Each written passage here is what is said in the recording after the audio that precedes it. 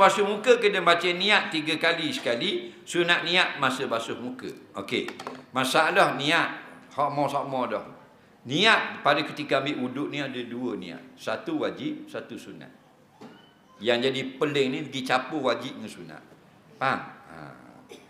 Yang mana sunat? Masa mula-mula basuh tangan. Kita nak ambil wuduk, kita pergi kolah, kita buka paip. Bila buka paip kan kita basuh tangan. Masa ni sunat baca niat dalam hati. Aku dia niat mengambil wuduk. Sunat, bukan wajib. Wajib niat masa basuh muka. Itu wajib niat. Kan kita basuh muka kan?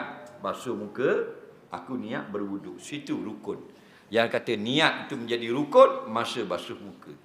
Cuma ulama fiqh kata sunat kita berniat pada mula-mula basuh tangan. Faham? Itu sunat. Jadi kalau kita basuh muka 3 kali niat. Tak, sekali je. Kita ambil air, buka paip. Bila buka paip, jatuhlah air di muka. Faham? Bila air dah kena muka, dalam hati aku niat berwuduk. Sah dah lah. Lepas pada dah berniat, maka perhabiskan basuh. Bukan perhabiskan niat. Selesaikan basuh.